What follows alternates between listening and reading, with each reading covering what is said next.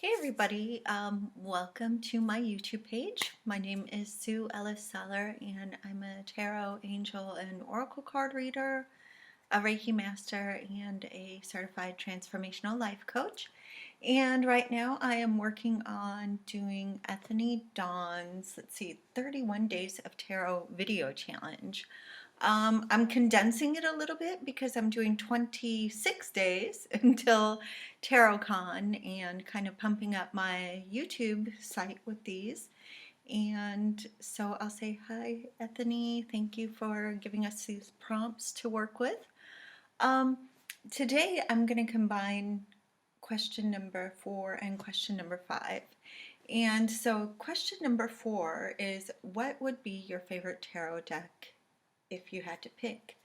And the favorite 3 for those of us who have a problem with tarot, like an addiction. So um, I know I was telling you yesterday about the Mary L deck, and so I'm just going to show you that right now because, like, okay, first of all, I love a deck that's an experience, that's comes in a really nice box with a fabulous book, like I was telling you yesterday.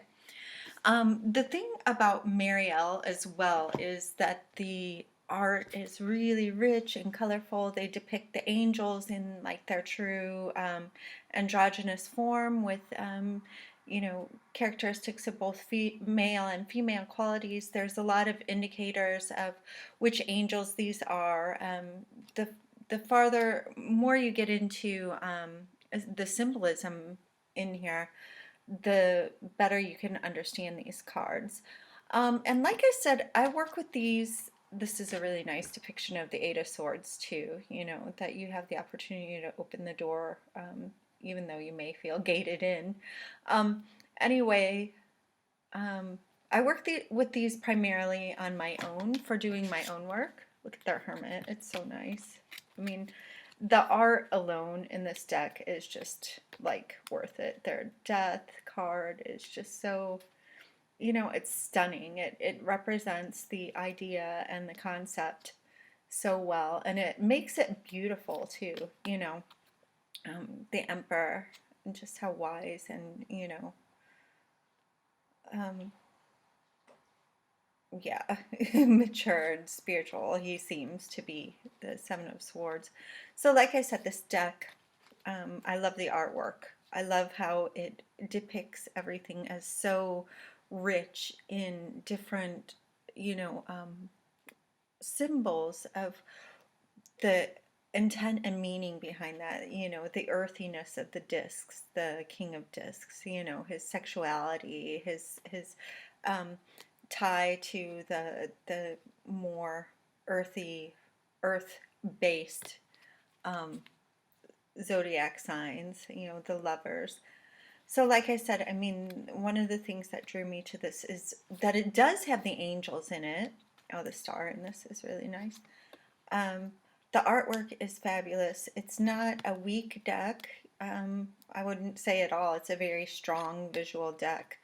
The colors are rich, robust. There are a few cards that I don't really connect very well with in it, but like this Six of Cups is just a little bit, not to my liking. But also the way that she explains everything in the book is really fabulous. Okay, this is a great example of, kind of why I like this deck. But in the book, she describes every detail of this. Why did she make the Knight of Cups in the armor with the lotus? What does all of this represent? What's all the symbolism behind this? And so for me, being a symbolism buff, it's like the perfect deck to, kind of really dig into and use as a tool for learning. Archangel Michael in this with the glyph of Michael here on his head, and like I said, the androgynous appearance of the angels and things like that.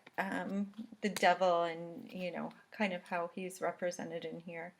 Really, a little bit, I don't want to say alternative, but It's not, like I said, it's not a weak deck. It's not a light deck. It's really got a lot of meat and information. And she has, I used her past life spread, and it was really, really, intriguing information. She has a bunch of different spreads, daily readings, different things in the book. Reversals, traditional meanings. She also goes by a different zodiac or astrological breakdown, and she explains that in here. So that's kind of part of my learning curve with this deck is kind of figuring out how to translate the terms and the card meanings that I'm used to working with into the system that she has, or do I do that? Do I use just the symbolism straight up, or do I kind of go with a more free flow intuitive reading with those? So that's one of the decks. I would probably say that's kind of my first love deck. Another one that I really like, and people have mixed opinions about this, but I really enjoy the Tarot Illuminati. Again, I like decks that are an experience to work with. The book is really nice. It's got color, pictures, and everything. The only thing is that I got the deck like right when it first came out, I think, and my book is all messed up. Like there's missing cards and stuff in it. So I probably should. This is the Tarot Illuminati, by the way, by Eric Dunn and Kim Higgins. And if you didn't know, the Mary L deck is by Marie White. So, and who's Schiffer Publishing is who put it out. I'm sorry about that. But the Tarot Illuminati, like I said, Eric Dunn, and Kim Higgins. Lois Garibo is the publisher. And I should get a hold of them about the book, because my book is probably like a collector's edition or whatever. That was something that crossed my mind. But the box is nice. It really, it's got the gilded edges. I love this size deck. That's another thing about the Marielle, is like you can see the difference in the card size, and this size is really perfect for me. The Tarot Illuminati is based on the Rider-Waite deck, but like I said, I'm a symbolism buff, and I love the rich colors and just the brightness. Sorry, working on this. And some people don't like so much detail and so much going on in a tarot card, but I actually like that because I feel like it really can pique different messages or can lead my intuition on a different train than it might have been with a less kind of image rich or whatever you would call it deck. So I would say this is really a deck that's in my top, I'm doing my top 3, so I'll say it's in my top 3.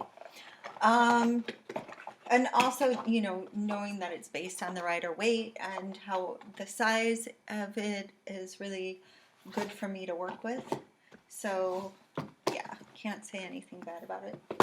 The other one, and I have controversial decks, so, and I have a rich variety, but the other one that I'm going to mention is something that I work with quite frequently. This is the Angel Tarot deck by Doreen Virtue and Radley Valentine, and I had the pleasure of working with them a couple of times here in Europe, and they're both lovely people, and the images again are rich. They have the great little prompts or whatever for people who are learning, or if you have like a tendency towards stichomancy, I hope that I said that right,